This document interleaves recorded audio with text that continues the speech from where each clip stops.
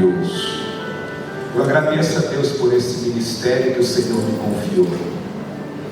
Agradeço a Deus por Ele me dar graça para amar o que faço, amar pregar a palavra e viver o que prego. Isso é o mais importante para mim, viver o que prego e pregar a palavra de Deus. E Deus tem me dado graça para levar muito a sério o ministério que recebi. Cabe ao pastor da igreja ser o ministro, o responsável oficial por tudo que se diz respeito ao exercício do ministério da palavra, quer pregar ou quer ensinar. Cabe ao pastor fazer isso. E Deus tem me ajudado. Aí você pode dizer assim: mas pastor, você poderia então passar para outro pregar? Poderia, mas eu vou dizer para você que pregar para mim já virou sobrevivência. No dia 7 de março de 2020 eu fiz uma cirurgia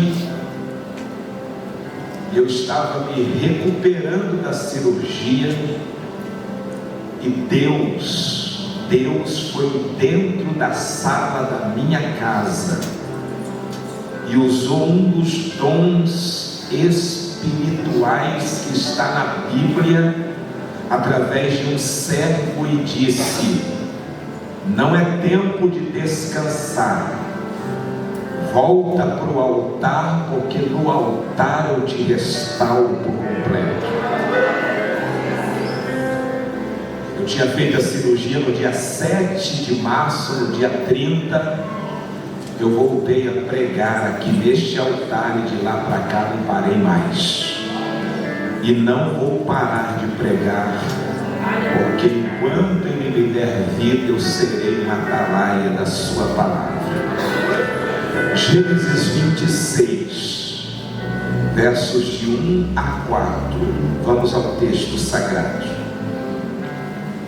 E havia fome na terra, além da primeira fome que foi nos dias de Abraão.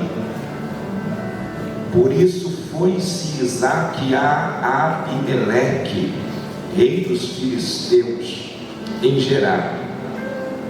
Apareceu-lhe o Senhor e disse: não desças ao Egito, habita na terra que eu te disser. Peregrina nesta terra e serei contigo e te abençoarei, porque a ti e a tua semente darei todas estas terras, e confirmarei o juramento que tenho jurado a Abraão, o teu pai, e multiplicarei a tua semente como as estrelas dos céus, e darei a tua semente todas estas terras, e em tua semente serão benditas todas as nações da terra. Quem pode dizer amém? Amém. Queridos, Gênesis capítulo de número 26 traz uma narrativa de um período de crise, de um período de desafio, de um período de dificuldade. É interessante você entender que muitas das vezes a crise, quando ela chega, ela aparece de repente. A crise não manda telegrama, a crise não vem com aviso prévio. A crise muitas das vezes ela nos desinstala e nos faz até corrermos o risco ou nos conduz a decisões precipitadas precipitadas, perigosas e decisões com consequências ruins. Veja que o texto começa dizendo: e havia fome na terra. Aqui está o desafio: fome na terra. É importante a gente considerar que, desde que o Senhor Deus havia feito a promessa ao patriarca Abraão de conceder a ele aquela região da Palestina, segundo o relato bíblico, os seus descendentes, a partir do próprio Abraão, passaram a viver com a expressão fome como um fenômeno que sempre esteve presente na história do povo hebreu. De tempo em tempo você vai ler a Bíblia por várias vezes dizendo: e havia fome na terra, ou houve fome na terra. E é interessante a gente entender que fome aqui está relacionado ou ligado à agricultura, um período em que a terra se recusava em produzir. Ao invés da semente produzir vida, parece que haviam sementes de morte. Então é importante a gente entender que Deus havia feito uma promessa, que a terra manaria leite e mel. Então veja que a terra está destinada, segundo a promessa, a transbordar leite e mel. Todavia, repetidamente, esta terra era assolada pela fome. É como se a terra da promessa estivesse vivendo um aspecto contrário, um aspecto diferente, um aspecto antagônico àquilo que Deus havia falado. Ao invés de produzir leite e mel, o texto diz que a terra estava atravessando fome.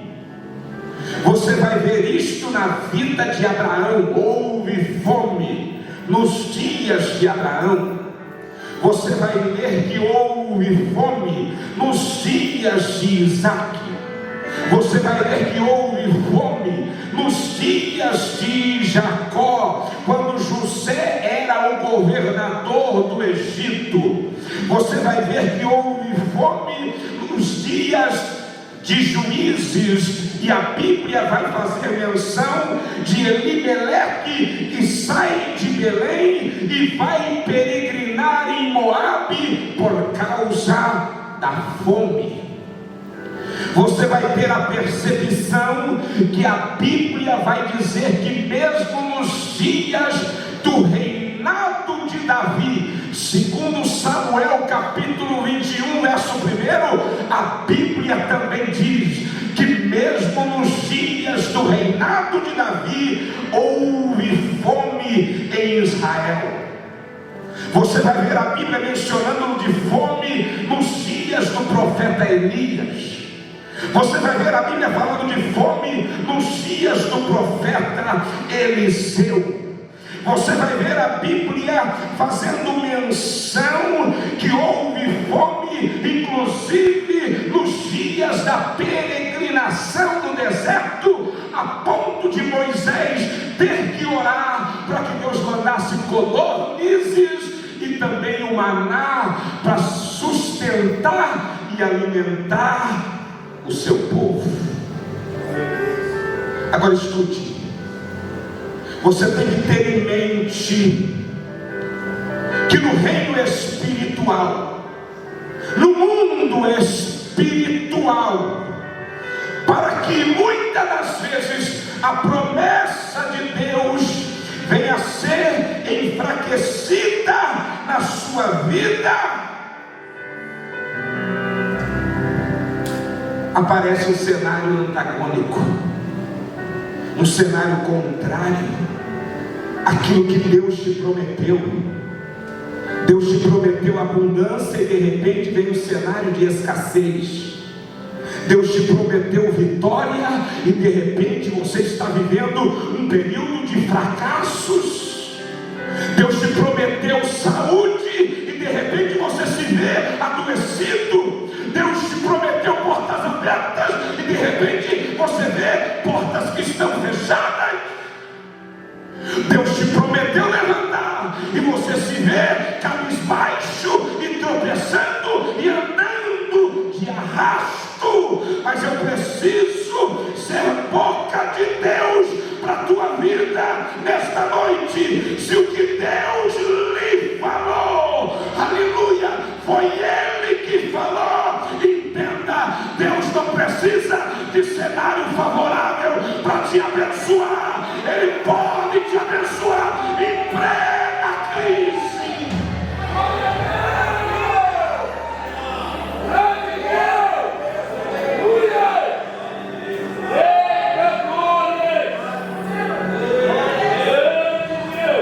Então, em nome de Jesus, respira fundo.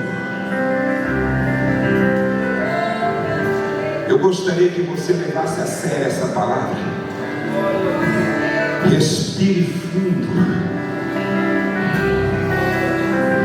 Eu gostaria que literalmente, inclusive, respire fundo agora. Respire. Respire fundo. Respire fundo. Respire fundo. Respire fundo. Porque se o que Deus tem me dito não tem combinado com o que você está vivendo, creia, Ele me trouxe aqui para te dizer: eu sou fiel e vou fazer um milagre. Eu sou Deus e tenho o sobrenatural nas minhas mãos. Eu sou o Senhor, não sou homem para mentir e nem filho do mesmo para se arrepender.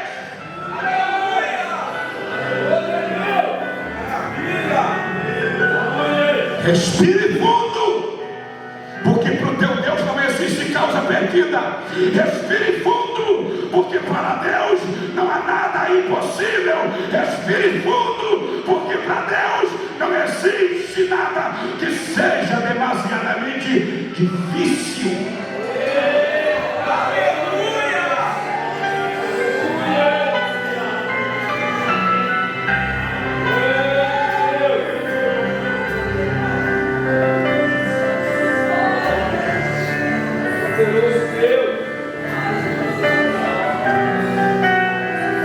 Mas a gente é como Isaac.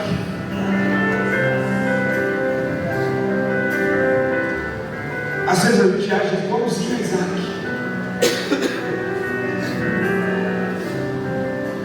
Veja que o texto diz que na hora da fome, na hora da crise, na hora do desafio, o texto diz: por isso Isaac foi-se. Diga: Isaac. Põe um pouquinho mais de vida no corpo, por favor. Diga: Isaac foi.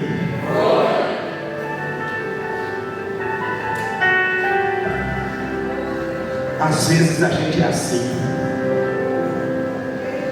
A gente perde a paciência.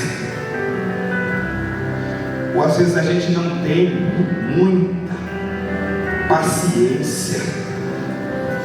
Às vezes a gente não sabe lidar direito com ambientes desfavoráveis. Aí a gente quer sumir, aí a gente quer vazar, aí a gente quer desistir, aí a gente já pensa que Curitiba não é mais o nosso lugar, a gente pensa que o estado do Paraná não é o lugar para a gente permanecer.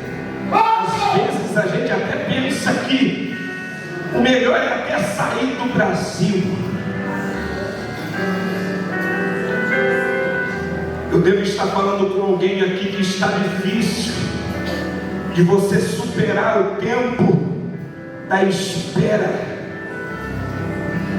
E tem gente que sai do emprego, tem gente que desiste do casamento, tem gente que abandona os sonhos, tem gente que abre mão da família, tem gente que joga fora o ministério, tem gente que desiste de um empreendimento, mas Deus te trouxe nesta noite para dizer: eu tenho um caminho melhor para você.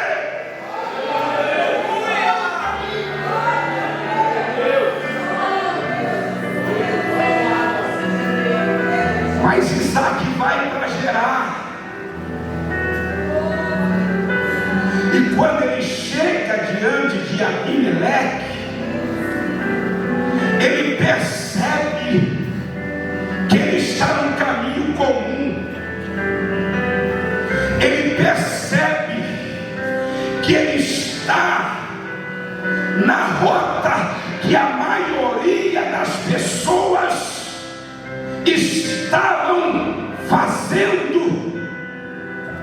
E Deus está dizendo aqui nessa noite: eu não quero você andando na rota comum, eu não quero você andando no caminho de todo mundo, eu não quero que você esteja buscando atalhos sedutores ou sedutores que podem ser perigosos na tua trajetória. Escuta, Deus está dizendo: você não precisa fazer o que todo mundo faz, falar o que todo mundo fala e ir para o mesmo lugar em que as pessoas estão indo. Eu tenho algo melhor para você.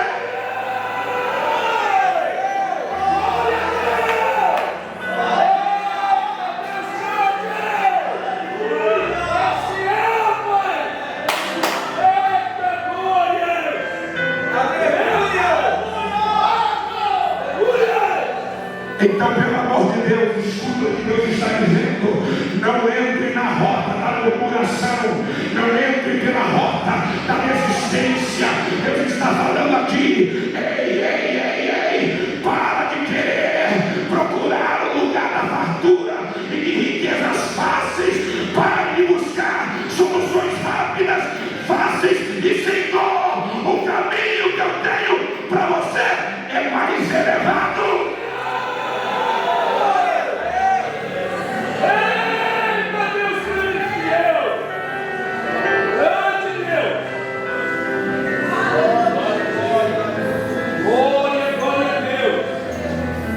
Deus chega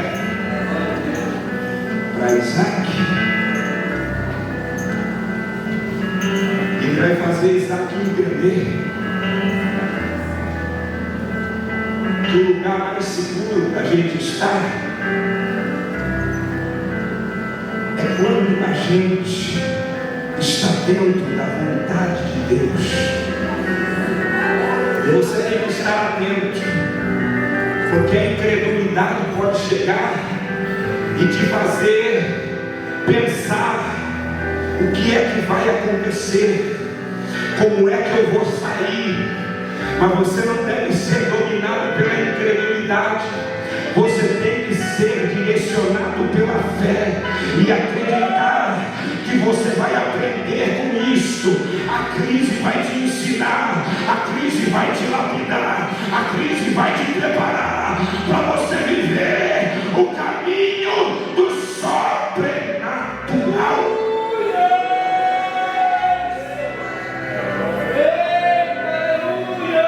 Vou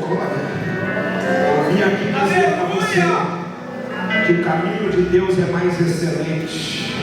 O que Deus tem para você é mais especial. O que Deus tem para você é transcendental. O que Deus tem para você é sobrenatural. O que Deus tem para você é mais dinâmico. O que Deus tem para você é mais precioso. O que Deus tem para você é mais lindo. O que Deus tem para você é mais belo. O que Deus tem para você é mais glorioso. O que Deus tem para você é mais significativo. O que Deus tem para você é melhor. É melhor e é melhor.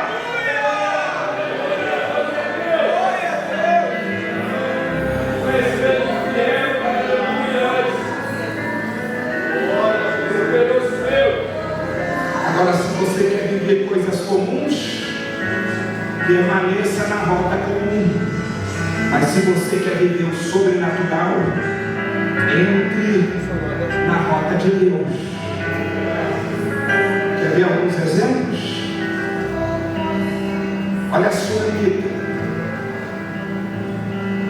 A Sunamita teve um óbito em casa. O filho adolescente morreu. O que seria comum para todo mundo? Enterrar. Mas a Sunamita disse: não. Eu não vou fazer o que qualquer mãe faria. Eu vou colocar ele na cama do homem de Deus. Resultado: ressurreição. Oh glória! E vida e abundância. Oh glória! Diante de um deserto, aonde há mais de 5.000 homens e mulheres que estão famintos e com fome, o que seria comum? Despegue a multidão para que elas encontrem comida pelo caminho. Mas quem anda na rota de Deus pega um menino com 5 pães e 2 peixes, e o que acontece? A multiplicação, e todo mundo come e sobra 12 cestos.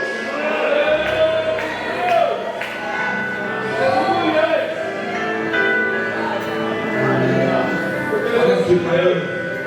Deixa eu profetizar sobre a tua vida. O banquete que Deus tem para você não será cancelado. Amém. Eu vou dizer outra vez, porque tem gente que não entendeu. O banquete que Deus reservou para a tua vida, ele não será cancelado. Quem está aqui para receber essa palavra?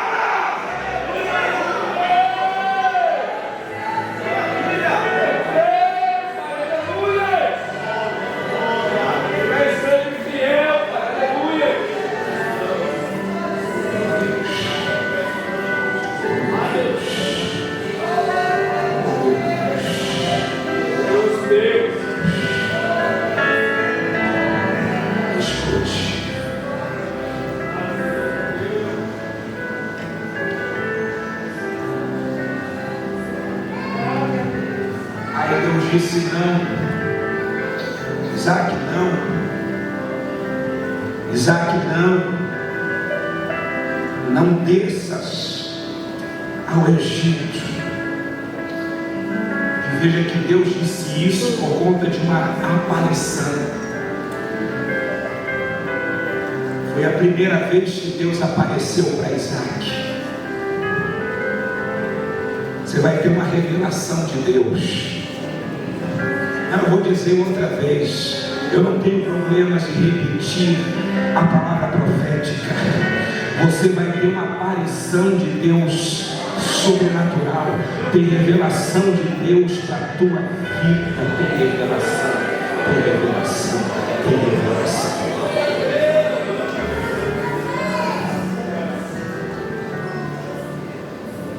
Diga para quem está próximo aí a você.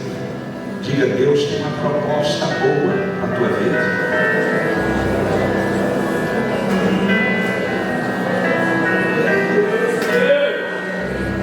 Proposta boa, gente. Cartaz de proposta de Deus é boa.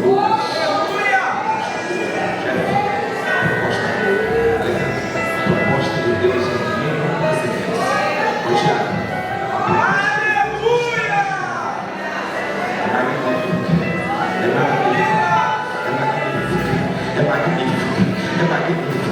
a proposta de Deus é boa, a proposta de Deus é boa, a proposta de Deus é boa, a proposta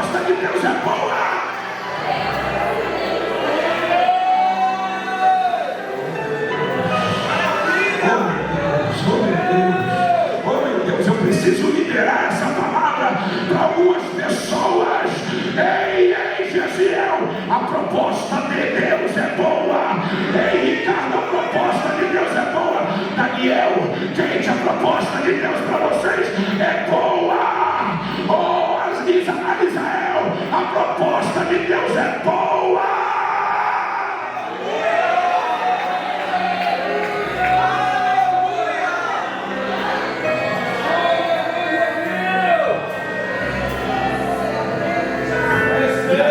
Se você conhece o nome dessa pessoa que está perto aí de você, diga essa palavra citando o nome. Se não conhece, pergunta o nome e diga. Como eu vou dizer aqui, irmão Palmeiras, a proposta de Deus é boa. Irmã Gorete, a proposta de Deus é boa.